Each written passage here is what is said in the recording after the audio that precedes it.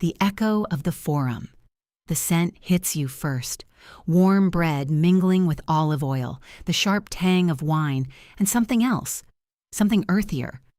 Dust kicked up by 1,000 sandaled feet, the metallic whisper of coins changing hands, and beneath it all, the faint but persistent smell of bodies pressed close together in the Roman morning heat. Welcome to the Forum, the beating heart of the greatest empire the world has ever known. It's early morning in the year 170 of the Common Era, and already the ancient stones are alive with voices. Merchants calling out their wares, children darting between the columns, the rhythmic hammering of metalworkers echoing off marble walls that have witnessed the rise and fall of emperors. But today we're not here for the grand sweep of history. We're here for something smaller, more intimate. We're here to watch one woman navigate a single morning and discover how an ancient philosophy might offer her something our modern world has almost forgotten. Her name is Livia, and right now she's standing behind a wooden counter in the shadow of the Basilica Julia, her hands already dusty with flour though the sun has barely cleared the 7 hills. She's a baker, one of dozens who line this section of the Forum, their ovens sending ribbons of smoke into the clear Roman sky. Watch her hands as she shapes the dough, quick practice movements that speak of years spent in this rhythm. Knead, turn, shape. Knead, turn, shape. There's something almost meditative about it. Or there would be, if not for the knot of worry that's been sitting in her chest since before dawn. The grain prices have risen again. The 3rd time this month. The wheat that forms the backbone of her small business, the foundation of every loaf she sells, now costs nearly double what it did at the beginning of summer. And yet, her customers expect the same prices, the same generous portions, the same warm smile she's always offered. "Livia!" The voice cuts through the morning bustle like a blade. "Where's my usual order? I've been waiting." She looks up to see Marcus Flavius, a regular customer, a man whose own shop depends on the bread she provides for his workers. His face is flushed, impatient. Behind him, a line is forming, other customers shifting their weight, checking the position of the sun, calculating how much time they can spare before their own responsibilities call. "Of course, Marcus," she says, reaching for the loaves she set aside for him. But her hands hesitate over the basket, the same order as always. But if she gives him the usual amount at the usual price, she'll barely break even. And there are still taxes to pay, rent for this small space, money to set aside for the winter months when grain becomes even more scarce. Is there a problem? His voice has an edge now. Behind him, someone else calls out impatiently, "This is the moment. The kind of moment that happens a dozen times a day in any life, ancient or modern. The moment when external pressures collide with internal needs, when the expectations of others bump up against the reality of our own limitations, when we feel pulled in directions we never chose, by forces we can't control. For Livia, it's grain prices and impatient customers. For you, well, perhaps it's different. Perhaps it's the colleague who assumes you'll always say yes to extra work, or the friend who expects you to be available for every crisis, or the family member who takes your emotional labor for granted. Perhaps it's the slow, steady erosion of your own boundaries in service of keeping everyone else comfortable. But here in the Forum, in this moment, Livia makes a choice that might surprise you. Instead of rushing to appease Marcus, instead of apologizing for a delay that isn't her fault, she takes a breath, a slow, deliberate breath that seems to create space around her, even in the middle of the morning chaos. "The order is ready," she says calmly, lifting the basket, "but I need to tell you that prices will be changing next week. The grain costs have risen significantly." It's not a dramatic moment. No trumpets, no grand gestures, but watch the subtle shift in her posture, the way her shoulders settle, the steadiness in her voice. She's not apologizing for circumstances beyond her control.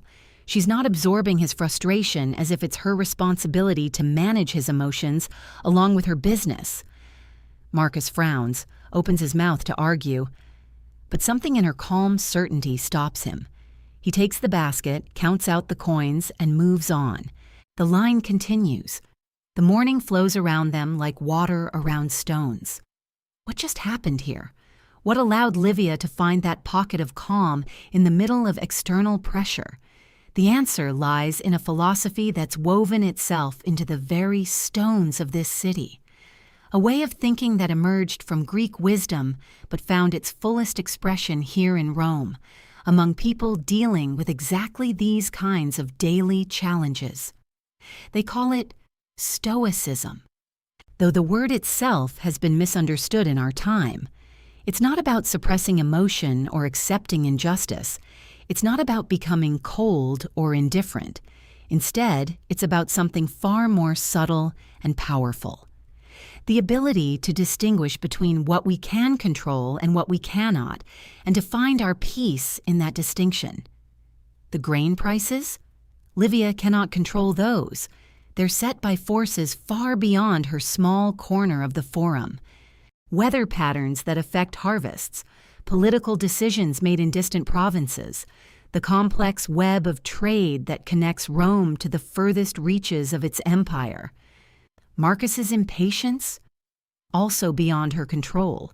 His frustration might be understandable, but it's not her responsibility to absorb it or fix it, but a response.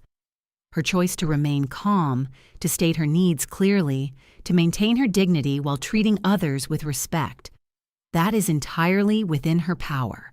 That small space between stimulus and response, that's where freedom lives. This wisdom didn't emerge in isolation. It grew from the soil of this city, nurtured by generations of Romans who faced their own versions of grain prices and impatient customers. Philosophers like Epictetus, who knew what it meant to have no control over external circumstances. Writers like Seneca, who understood the weight of responsibility and the challenge of maintaining integrity under pressure. And right now, as Livia shapes her dough in the shadow of the Basilica Julia, their ideas are being lived out not in scrolls or speeches, but in the simple act of a woman choosing how to respond to her day. The Emperor Marcus-Aurelius himself, somewhere in the palace on the Palatine Hill, is likely wrestling with his own version of these same challenges. The weight of empire, the impossible expectations, the constant pull between what others demand and what wisdom counsels.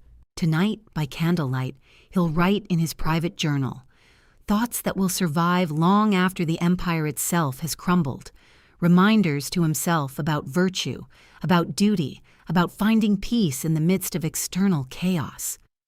But those writings are still years away from being shared beyond the palace walls. Here in the Forum, the philosophy lives in smaller moments, in the choice to breathe before reacting, in the decision to speak truth calmly rather than absorb others' emotions, in the quiet recognition that some things are simply beyond our control. As the morning sun climbs higher over the 7 hills, Livia continues her work. But something has shifted. The same challenges remain. Grain prices, demanding customers, the endless balancing act of running a small business in a vast empire. But she moves through them differently now, with a kind of quiet strength that seems to create calm around her, even in the midst of chaos. And perhaps, just perhaps, there's something in her ancient wisdom that speaks across the centuries to your own modern challenges. Chapter The Baker's Burden. The morning light filtering through the narrow window of Marcus's bakery carries with it the weight of another day's uncertainties.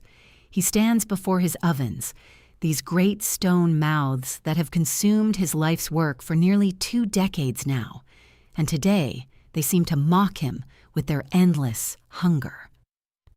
The grain merchant's words from yesterday still echo in his mind. Prices have risen again, Marcus. The shipments from Egypt are delayed. Always delayed. Always more expensive. Always someone else's problem that somehow becomes his burden to bear. Marcus runs his flour-dusted hands along the worn wooden counter where his father once kneaded dough, where his grandfather before him shaped loaves that fed the neighborhood families. 3 generations of this work, and yet today it feels as though the very foundations are shifting beneath his feet. The first customer arrives before the sun has fully risen. Gaius, a wealthy merchant who owns 3 shops in the Forum, pushes through the door with his usual air of entitlement. "Marcus, I need 20 loaves for my household feast tonight. The finest white bread, mind you. None of that coarse grain you've been selling lately." The baker feels his jaw tighten. That coarse grain is what most families can afford now. What keeps his neighbors fed when the white flour costs more than a day's wages. But Gaius wouldn't understand such concerns. His world is one of abundance, where problems are solved by throwing coins at them. 20 loaves of white bread will cost you, Marcus calculates quickly, factoring in the inflated grain prices, the extra fuel for the ovens, the hours of additional work. 30 denarii. Gaius's face reddens. 30. Last month it was 25. Are you trying to rob me, baker? The words hit Marcus like stones. Rob him? This man who spends more on a single dinner party than most families see in a month, accusing him of theft for trying to keep his business alive. Marcus feels the familiar fire rising in his chest, that burning sensation that starts in his stomach and spreads upward until his vision narrows and his hands clench into fists. How easy it would be to tell Gaius exactly what he thinks of his complaints. How satisfying to point out the irony of a man dripping in gold jewelry, haggling over the price of bread. But then, something else stirs within him. A different voice, quieter but steadier than his anger. He takes a slow breath, feeling the warm air of the bakery fill his lungs, the scent of yeast and grain, of honest work and simple purpose. These smells have surrounded him since childhood. They are as much a part of him as his own heartbeat. "The grain prices have risen, Gaius," he says simply. "I pay more, so I must charge more. It's not personal. It's simply the reality we all must work within." There's a pause. Gaius shifts uncomfortably, perhaps hearing something in Marcus's tone that gives him pause. Not anger, not defensiveness, just calm acknowledgement of what is. "Well," Gaius mutters, "I suppose everyone must make a living." He counts out the coins with obvious reluctance. "But I expect the bread to be perfect. No burnt edges, no dense spots." Marcus nods. "It will be the best bread I can make with the ingredients I have. That much I can promise you." After Gaius leaves, Marcus stands alone in his bakery, surrounded by the tools and rhythms that have shaped his entire adult life. The great ovens radiate their steady heat, patient, reliable, asking nothing more than fuel and attention. They don't care about grain prices or difficult customers. They simply do what ovens do. Transform raw ingredients into sustenance. There's wisdom in that simplicity, he realizes. The oven doesn't rage against the quality of the wood it's fed. It doesn't resent the baker for working it hard. It simply burns with whatever fuel it's given and creates warmth, creates bread, creates the foundation of life itself. Marcus begins measuring flour for Gaius's order, his movements falling into the familiar rhythm his hands have known for years. Measure, sift, mix. Each action precise, purposeful, each step building towards something useful and nourishing. As he works, his mind drifts to a conversation he overheard in the Forum last week. 2 philosophers debating the nature of suffering. One arguing that all pain comes from wanting things to be different than they are. At the time, it had seemed like the kind of abstract nonsense that wealthy men discuss when they have nothing better to worry about.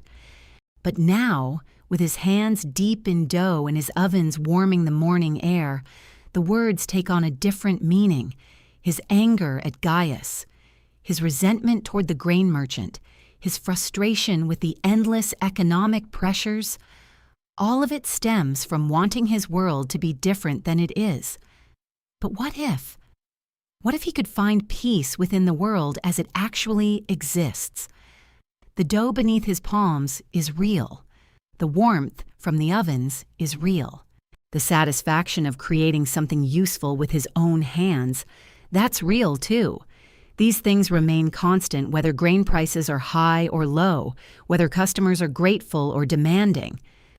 Marcus shapes the first loaf with careful attention, feeling the dough respond to his touch. This is what he can control. The skill in his hands, the care he brings to his work, the integrity with which he conducts his business.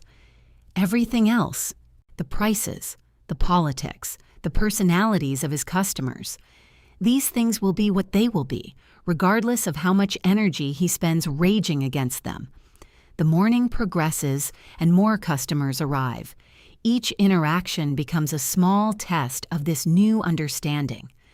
When old Helena complains that his bread isn't as large as it used to be, he explains calmly about the grain costs and offers her a slightly smaller loaf at a reduced price. When young Titus tries to negotiate a lower price for day-old bread, Marcus considers the request fairly and finds a price that works for both of them. Not every exchange goes smoothly. Some customers leave in a huff, unwilling to accept the new realities. But Marcus finds that their anger doesn't stick to him the way it used to.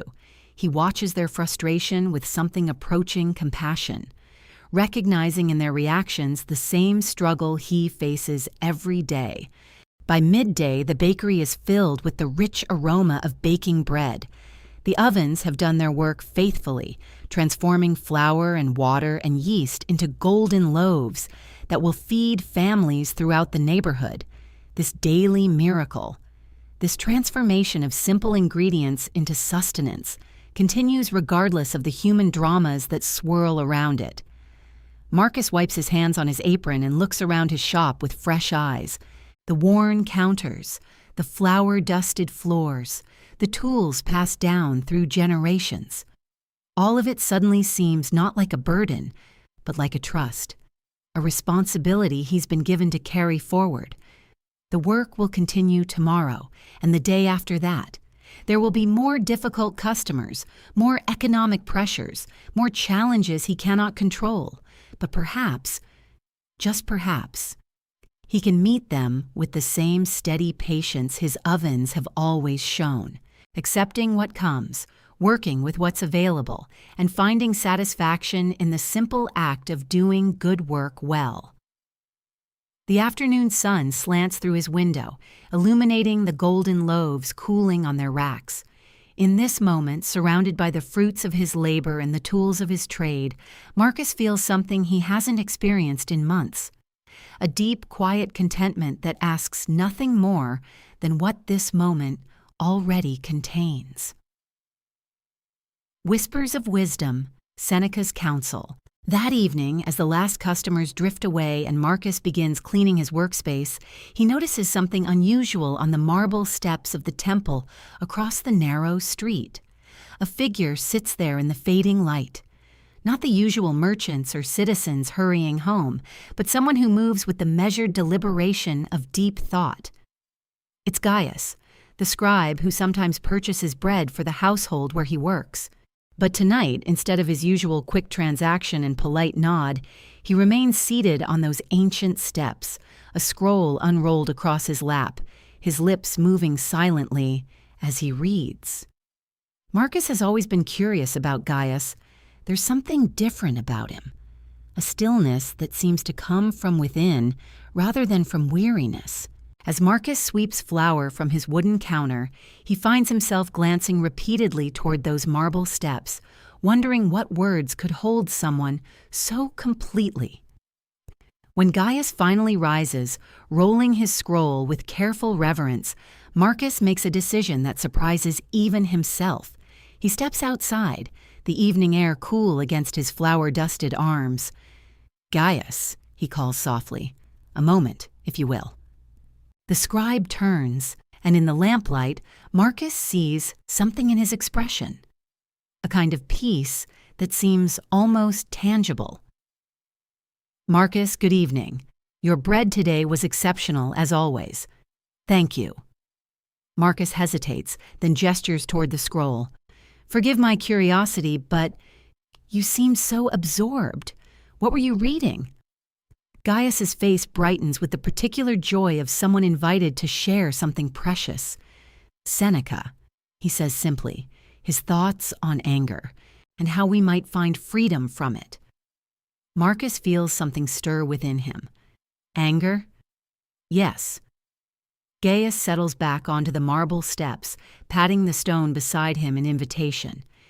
He writes that anger is temporary madness, that it accomplishes nothing useful and destroys much that is valuable.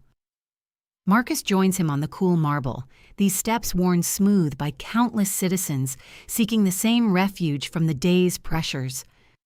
The stone feels solid beneath him, ancient and reassuring. "But surely," Marcus says, thinking of his morning's frustrations, "sometimes anger is justified? When customers are unreasonable, when prices rise beyond our control?" Gaius nods knowingly. Seneca would say that our anger adds nothing to these situations except our own suffering. Listen. He unrolls a portion of the scroll, finding a particular passage. He writes, "How much trouble he avoids, who does not look to see what his neighbor says or does, but only to what he does himself." The words settle into the evening air between them like seeds finding fertile ground. He means, Gaius continues, that when we focus our attention on what others are doing wrong, we lose sight of what we can do right. The customer who complains about your prices, you cannot control his words or his attitude, but you can control your response. Marcus thinks of the morning's encounters, how his frustration had colored everything that followed. But the feelings come so quickly, the irritation, the sense of unfairness. Gaius's voice carries gentle understanding. Seneca addresses this, too. He says that the first movement of emotion, the initial flash of anger, this is natural. It happens to everyone. But what we do next, how we feed or starve that emotion, this is where our freedom lies. A cart rumbles past on the cobblestones, its wheels creating a rhythmic sound that somehow adds to, rather than disturbs, the evening's quiet. Marcus finds himself thinking of his ovens again, how they maintain their steady heat regardless of what's placed within them. He writes, Gaius continues, finding another passage, that anger is like grasping a hot coal with the intent of throwing it at someone else. But you are the one who gets burned. Marcus feels something shift in his understanding, like a door opening onto a room he hadn't known existed. So when I become angry at the customer who complains, I'm not punishing him. I'm punishing myself. Exactly. Gaius's approval is warm. And more than that, Seneca suggests that anger actually weakens our ability to respond effectively. When we're caught in emotion, we cannot think clearly, cannot see solutions, cannot act with wisdom. The evening deepens around them, but neither man seems inclined to leave these marble steps.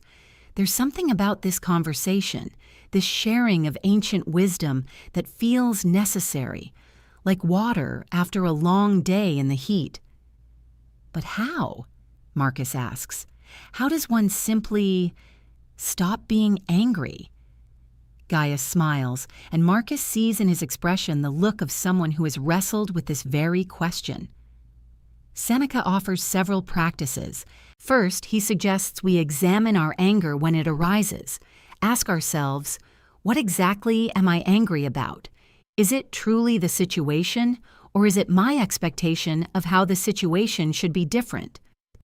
Marcus nods slowly, remembering his frustration with the grain prices. The prices themselves were simply facts, neutral realities. His anger had come from his expectation that they should be lower, that the world should arrange itself according to his preferences. Second, Gaius continues, he recommends what he calls the view from above. When anger begins to rise, step back mentally. Imagine viewing the situation from a great height or from the perspective of years hence. How important will this moment seem then? The image comes easily to Marcus. Seeing himself in his small bakery from high above, part of the vast tapestry of Roman life, his daily frustrations no more significant than ripples on the surface of a great river. And third, Gaius says, his voice growing softer as the evening settles deeper around them, he suggests we practice what he calls sympathetic understanding. Instead of assuming ill intent from others, we might consider what pressures, fears, or limitations might be driving their behavior. Marcus thinks of his most difficult customer, the one who always complains about prices while counting his coins with obvious reluctance. Perhaps the man's harsh words come not from malice, but from his own financial pressures, his own fears about providing for his family. It's a practice, Gaius adds gently. Seneca himself admits that he struggles with these teachings. He writes not as someone who has perfected these skills, but as someone committed to developing them. This honesty feels like a gift to Marcus. Not perfection, but practice. Not the elimination of all difficult emotions, but the cultivation of wisdom in how to meet them. The last light fades from the sky, and oil lamps begin to flicker in windows across the narrow street. Marcus realizes he feels different than he did this morning. Not because his circumstances have changed, but because his understanding has deepened. "Thank you," he says to Gaius, and means it completely. These words, they feel like tools I didn't know I needed. Gaius rolls his scroll carefully, protecting these precious teachings for tomorrow's reading. Seneca would say that philosophy is medicine for the soul. We take it not once, but daily, as needed. As they rise from the marble steps, Marcus feels the stone's coolness one last time beneath his palms. Tomorrow there will be more customers, more challenges, more opportunities to practice what he's learned tonight. But now he has something he didn't possess this morning, a way of understanding that transforms obstacles into exercises in wisdom. The evening air carries the scent of cooling bread from his shop, mixed with the distant aroma of olive oil and herbs from other establishments closing for the night. It's the same Rome he woke up in, but somehow it feels entirely new. The emperor's perspective, Aurelius and duty. While Marcus the baker finds his way through the quieting streets toward home, another Marcus sits in a different kind of solitude. High above the forum, in chambers lit by oil lamps that cast dancing shadows on marble walls, the emperor Marcus Aurelius sets down his stylus and rubs his tired eyes. The weight of empire rests heavily tonight. Reports from the Germanic frontier speak of renewed tensions. The plague that has swept through the eastern provinces shows no signs of abating. Citizens petition for grain subsidies, while senators debate taxation. And here he sits, a man who never sought the purple, trying to hold together a world that seems determined to fragment. He picks up his stylus again, not to draft imperial edicts or military orders, but to write in the private journal that no courtier will ever see. The same philosophical exercises that guide the baker's hands as he kneads dough also guide the emperor's thoughts as he works through the challenges that would overwhelm a lesser mind. The universe is change, he writes slowly, the words forming with deliberate care. Our life is what our thoughts make it. In the scribe's chamber adjacent to his private study, a young man named Lucius carefully copies correspondence by lamplight. He has served the emperor for 3 years now and has learned to recognize the different rhythms of Marcus Aurelius's work. Tonight is one of those evenings when the emperor writes not for Rome, but for his own soul.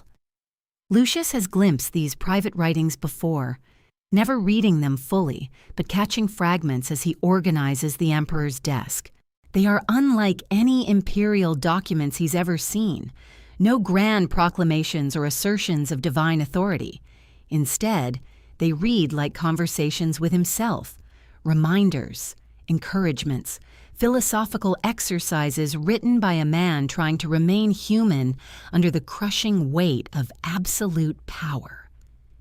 When you wake up in the morning, the emperor had written just yesterday, tell yourself, the people I deal with today will be meddling, ungrateful, arrogant, dishonest, jealous, and surly. But I have seen the beauty of good and the ugliness of evil, and have recognized that the wrongdoer has a nature related to my own. Lucius found these words both startling and comforting. Here was the most powerful man in the world, acknowledging that he too faced difficult people, that he too had to remind himself to respond with patience rather than anger. The emperor sets down his stylus and walks to the window that overlooks the forum, the same space where Marcus the baker struggled with demanding customers this morning, where Gaius shared wisdom on marble steps this evening. From this height, the individual dramas of the day are invisible, but Marcus Aurelius knows they are there. He understands, perhaps better than anyone, that the baker's frustrations and his own imperial burdens spring from the same human source. We were born to work together, he murmurs, reciting words he wrote months ago during a particularly difficult period. The Germanic campaigns had been brutal. Political tensions in the Senate were reaching dangerous levels, and through it all, he had to maintain the facade of imperial confidence while privately struggling with doubts that would terrify his subjects if they knew. But Stoicism had taught him something invaluable, that external circumstances, no matter how overwhelming, cannot touch the essential self unless we permit it. The baker kneading dough in his shop and the emperor governing an empire face the same fundamental choice.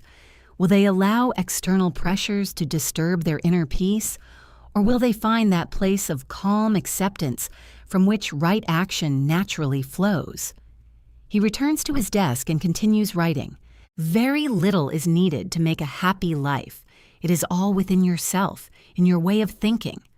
These are not empty platitudes written by someone insulated from real struggle. Marcus Aurelius has buried children. He has watched plague devastate cities. He has made decisions that sent thousands of men to their deaths on distant battlefields. He knows suffering intimately, which makes his commitment to inner peace not naive optimism, but hard-won wisdom. Accept the things to which fate binds you. His stylus moves across the parchment, and love the people with whom fate associates you. Lucius, organizing scrolls nearby, pauses in his work. There's something about the quality of silence tonight that suggests the emperor is wrestling with particularly weighty matters.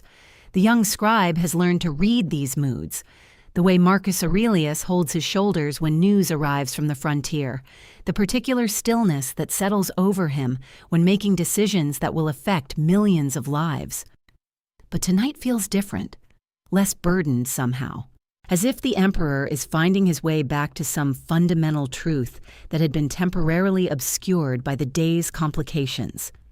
The best revenge is not to be like your enemy, the emperor writes, then pauses, considering his own words. How many times has he been tempted to respond to cruelty with cruelty, to meet aggression with greater aggression? The Germanic tribes show no mercy to Roman prisoners. Corrupt officials betray the public trust for personal gain. Senators scheme and plot for advantage. Yet here he sits, reminding himself that true strength lies not in matching their behavior, but in maintaining his own principles regardless of how others choose to act. The oil lamp flickers slightly, casting new shadows across his writing. In a few hours he will rise and resume the role of emperor, making decisions, hearing petitions, managing the endless complexities of governing the known world. But right now, in this quiet moment, He is simply a man trying to understand how to live well. Waste no more time arguing what a good man should be, he continues. Be one. It's a reminder he needs often. The gap between philosophical understanding and daily practice yawns as wide for emperors as it does for bakers. Knowing that we should respond to difficult people with patience is one thing. Actually maintaining that patience when a senator questions your judgment for the third time in one session is quite another. But that's precisely why these evening writings matter so much. They are not academic exercises, but practical tools. Ways of returning to clarity when the day's events threaten to pull him away from his center. Lucius finishes organizing the correspondence and prepares to leave for the night. As he gathers his materials, he catches sight of the emperor's latest words, "Confine yourself to the present." Such simple advice, yet so difficult to follow. The emperor's mind must constantly range across vast territories and distant time frames. Plans for next year's campaigns, consequences of this season's decisions, lessons from previous decades of rule. Yet here he reminds himself to return to this moment, this breath, this choice, this opportunity to act with wisdom rather than react with emotion. The scribe quietly withdraws, leaving Marcus Aurelius alone with his thoughts and his stylus. Outside, Rome sleeps. Bakers and senators, soldiers and merchants, slaves and citizens all finding what rest they can before tomorrow's challenges begin anew. But the emperor writes on, creating a private dialogue between his struggling human self and his aspiring philosophical self. These pages will never be carved in stone or proclaimed in the forum. They are simply one man's attempt to live according to principles that transform ordinary existence into something approaching wisdom. The universe is change. Our life is what our thoughts make it. He reads his opening words again, finding in them both challenge and comfort. Tomorrow will bring new crises, new decisions, new opportunities to practice what he writes about tonight. But like the baker settling into sleep with new understanding, the emperor finds peace in knowing that external storms need not disturb the inner sanctuary where true strength resides. The lamp burns lower, but the writing continues. One word at a time, one thought at a time, building a philosophy that will outlast empires. Epictetus and the power of control. The lamp burns lower, casting dancing shadows across weathered papyrus. But the wisdom being recorded tonight draws from an even deeper well. Long before Marcus Aurelius ever held a stylus, before he wore the purple of empire or felt the weight of a crown, there lived a man who understood suffering in ways the emperor could barely imagine. Epictetus had been born into chains. Picture him now, not in marble halls or golden chambers, but in the simple courtyard of his school in Nicopolis. The morning sun filters through olive branches, dappling the ground where students gather in a loose circle. Some are wealthy Romans seeking wisdom. Others are freed slaves like their teacher, carrying scars both visible and hidden. Epictetus moves slowly among them, his limp pronounced from the leg injury that marked his years in bondage. But his voice carries the quiet authority of someone who has found freedom in the most unlikely place. "Tell me," he says to a young merchant who has been complaining about unfair competitors, "what troubles you most about your business?" "Master, they undercut my prices. They spread lies about my goods. The merchant's voice rises with familiar frustration. Epictetus raises a weathered hand. "Stop. Listen to your words. They do this, they do that. You speak as if you are a leaf blown by every wind." The teacher settles onto a simple wooden stool, his students leaning closer. "I will teach you the most important lesson you will ever learn. There are things within your control and things beyond it. Wisdom begins with knowing the difference." In the olive grove above, leaves whisper secrets to the morning breeze. Each tree has weathered countless storms, not by fighting the wind, but by bending without breaking, by keeping their roots deep while letting their branches dance. Your competitors' actions, Epictetus continues, are beyond your control. The market's whims, beyond your control. Other people's opinions of you, beyond your control. He taps his chest. But here is your domain, your choices, your responses, your character, your effort. These belong to you alone, and no emperor, no master, no circumstance can touch them without your permission. The merchant shifts uncomfortably. But master, surely we must care about results, about success. Care about results? Epictetus's eyes crinkle with something between amusement and compassion. My young friend, I spent decades as another man's property. I could not control whether I was beaten or sold or worked until my bones ached. But I discovered something my master never knew he had given me. The courtyard falls silent except for the distant sound of olive branches swaying. I could control how I met each day. I could choose whether to let bitterness poison my thoughts or to find lessons in my suffering. I could decide whether to see myself as a victim or as a student in the greatest school of all. Miles away, in a bakery that still smells of yesterday's bread, Marcus awakens to the sound of rain against shuttered windows. For a moment, his old anxiety rises. Rain means fewer customers. Fewer customers means less coin. Less coin means... But then he remembers Gaius's words about the Stoic teachers, about focusing on what can be controlled. Marcus rises slowly, lighting his oil lamp against the pre-dawn darkness. The flame wavers, then steadies. Just as his thoughts begin to settle into new patterns, what can he control today? He can control the quality of his bread, the care he puts into each loaf, the kindness in his voice when customers arrive wet and irritable from the storm. He can control his own preparation, ensuring his ovens are properly heated, his ingredients measured with precision, his workspace clean and ready. What cannot he control? The rain itself, whether people venture out in the storm, the price of grain set by distant merchants, the mood of customers who arrive already frustrated by the weather. As Marcus begins his morning preparations, something shifts in his movements. There is less hurry, less anxious glancing toward the door. Instead, there is focus, attention, a kind of meditation in the simple act of kneading dough. Back in Nicopolis, Epictetus watches his students wrestle with concepts that once seemed impossible to a slave boy learning them in secret. "But master," asks a young woman whose family has lost their fortune to political upheaval, "how do we stop caring about things beyond our control? How do we not worry about our children's safety, our family's welfare?"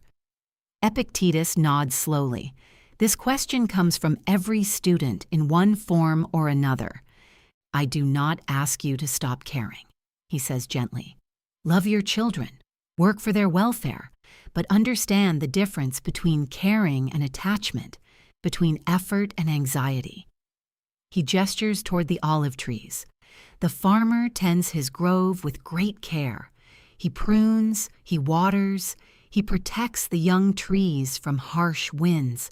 But he does not lie awake, commanding the rain to fall or the sun to shine. He does his part, then accepts what comes. Your children's ultimate safety is not in your hands alone, but your love for them, your guidance, your example, these are yours to give fully. A breeze stirs the olive branches, and dappled light shifts across the courtyard like thoughts moving through a peaceful mind. This is the paradox, Epictetus continues. When we stop trying to control what cannot be controlled, we discover how much power we actually have. When we stop fighting the universe, we find our true strength. In his bakery, Marcus feels this truth settling into his bones like warmth from the ovens. The rain continues, but he works steadily, almost joyfully. Each loaf receives his full attention. Each movement carries intention rather than anxiety. When the first customer arrives, shaking water from her cloak and muttering about the weather, Marcus greets her with genuine warmth. "Good morning, Julia. Terrible day to be out, but I have fresh bread that might chase away some of the chill." She looks surprised by his calm demeanor. Usually Marcus would be as agitated as she is about the storm's effect on business. Instead, he seems peaceful. "You're in good spirits for such a dreary day," she observes. Marcus considers this as he wraps her bread carefully. "I suppose I've been learning that the weather does what it will, but I can still bake good bread and serve good neighbors. That seems enough for today." Julia leaves with more than bread. She carries a small seed of the peace she witnessed, the kind that comes from a man who has found his proper work and does it well, regardless of circumstances beyond his control. As the morning progresses, the rain begins to ease. Sunlight breaks through clouds, painting the wet streets with gold. But Marcus notices that his contentment doesn't depend on this change in weather. He has found something more reliable than sunshine, more lasting than perfect conditions. He has discovered the unshakable foundation that Epictetus taught from his simple courtyard, that Marcus Aurelius writes about in his private chambers, that every person can build within themselves. The foundation of focusing on what truly belongs to us, and letting the rest flow like rain from the sky, natural and beyond our command. In this space between control and acceptance, wisdom grows like olive trees. Slowly, steadily, with roots that go deep enough to weather any storm. Bathing in tranquility. As the afternoon sun reaches its gentle peak, Marcus finds himself walking the familiar stone paths toward the public baths, a weekly ritual that has become as essential to his well-being as the daily kneading of dough. The baths of Agrippa rise before him, their graceful arches and columns creating patterns of light and shadow that dance across the warm stone. Here, in this sanctuary of steam and serenity, the boundaries between emperor and baker, philosopher and merchant simply dissolve. The attendant nods in recognition as Marcus passes through the entrance hall. The familiar sounds wash over him like a gentle tide, the soft splash of water against marble edges, the quiet murmur of conversations that drift like incense through the humid air, the distant echo of laughter from the exercise courtyard. He moves slowly through the changing area, folding his tunic with the same careful attention he brings to shaping loaves, each movement deliberate, unhurried, a conscious transition from the world of doing into the world of simply being. The tepidarium welcomes him first, its warm embrace like stepping into a cloud. The temperature here is perfect, not the shock of sudden heat, but a gradual warming that allows his muscles to soften, his breathing to deepen. Other bathers move through the space like gentle spirits, some sitting quietly on the marble benches, others walking slowly around the pool's perimeter. Marcus settles onto a bench, worn smooth by countless bodies, seeking the same refuge. He closes his eyes and lets the warmth penetrate deeper. Into his shoulders that have carried the weight of heavy grain sacks, into his back that has bent over countless loaves, into the small tensions he didn't even realize he was holding. An elderly senator sits nearby, his weathered face peaceful in the steam. A young merchant's son floats quietly in the warm pool, his usual urgency replaced by something approaching serenity. Here, the hierarchies of the forum seem as distant as the stars, replaced by something more fundamental, more true. The wisdom of this place, Marcus realizes, is not written in any scroll or spoken from any podium. It lives in the simple recognition that bodies need tending, that souls require spaces of refuge, that even the strongest among us must sometimes simply rest. He thinks of Epictetus, who understood better than most the relationship between body and spirit, the philosopher who had known physical constraint, yet found in the baths a different kind of freedom, the freedom that comes from caring tenderly for the vessel that carries our thoughts, our hopes, our daily struggles. Moving deeper into the caldarium, Marcus feels the heat embrace him more fully. Sweat beads on his forehead. Not the sweat of labor or anxiety, but the cleansing moisture of release. The hot pool receives him like an old friend, its mineral-rich waters carrying away more than just the dust of the day. Around him, other bathers move with the same dreamlike quality, some sitting in quiet meditation, others engaging in soft conversation that seems to float rather than intrude.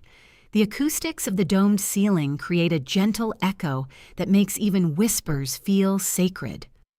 A bath attendant approaches with oils scented with lavender and rosemary, fragrances that transport Marcus momentarily to the hillsides beyond Rome, where wild herbs grow in abundance and the air itself seems to breathe peace.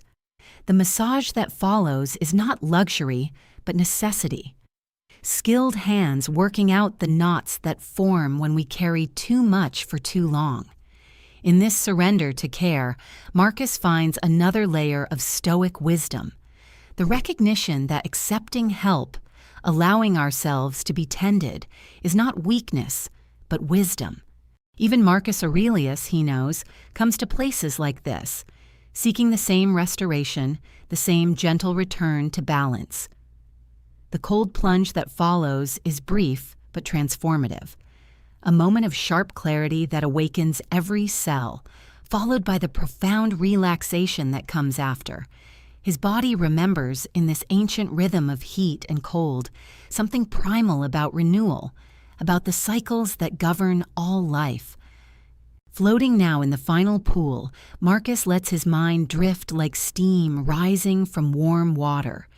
The conversations around him become a gentle murmur, the sound of human community at its most peaceful. No one here is performing. No one is striving. Everyone is simply allowing themselves to be held by warmth and water and time. He thinks of his bakery, waiting patiently for tomorrow's work, of the customers who will come with their needs and urgencies, of the grain prices and the weather and all the external forces that will demand his attention. But for now, just for now, none of that exists. There is only this, the profound simplicity of warm water against tired skin, the gentle sound of breath and heartbeat, the ancient wisdom that whispers, "You are allowed to rest. You are allowed to receive. You are allowed to simply be." As he finally emerges from the baths, Marcus carries with him more than cleanliness. He carries the deep knowledge that caring for ourselves, creating spaces of peace, is not selfish, but essential. The foundation of wisdom, he understands, must be built on well-tended ground. A quiet conclusion. The stone walls that have witnessed centuries of human struggle and triumph seem to hold their breath as evening settles over the eternal city. And Marcus makes his way back through the narrow streets, his footsteps echoing softly against the ancient stones that have absorbed the wisdom of countless souls who walked this path before him. The garden courtyard awaits him, that sacred space where olive trees stretch their silver-green branches toward stars that have watched over Rome since its founding, where the gentle murmur of water flowing through marble channels creates a rhythm as steady and reassuring as breath itself. Here, surrounded by the herbs his wife tends with such patient care, Marcus finds himself returning to the simple truth that Gaius shared on those temple steps, that peace is not something we find in the world around us, but something we cultivate within the quiet chambers of our own hearts. The lavender releases its calming fragrance into the cooling air, and Marcus breathes deeply, understanding now that this moment, this very breath, contains everything he has been seeking. Not in the approval of difficult customers, not in the certainty of tomorrow's grain prices, not even in the promise that life will become easier, but in this present moment where he can choose his response to whatever circumstances arise. The olive tree's roots run deep beneath the courtyard stones, drawing nourishment from earth that has sustained life for millennia. And Marcus sees in those hidden roots a reflection of the stoic wisdom that now anchors his own spirit. Like Epictetus teaching his students to distinguish between what they can and cannot control. Like the emperor Marcus-Aurelius writing by lamplight about the importance of accepting what fate brings while maintaining inner dignity. Like every person who has ever discovered that true strength comes not from controlling the world, but from governing our own thoughts and reactions with gentle firmness. The water continues its eternal flow through the garden channels, carrying with it the understanding that some things in life move according to their own natural rhythm. And our wisdom lies not in fighting that flow, but in finding our place within it. The baker's hands that have kneaded countless loaves of bread, that have felt the heat of ovens and the satisfaction of work well done, now rest quietly as he contemplates how the day's challenges have become teachers, how every moment of frustration transformed into an opportunity to practice the patient acceptance that brings lasting peace. As the first stars appear above the courtyard, Marcus remembers the warmth of the baths, that communal space where Romans from all walks of life come to tend their bodies and spirits, where he learned that caring for ourselves is not an indulgence, but a foundation upon which all other wisdom must be built.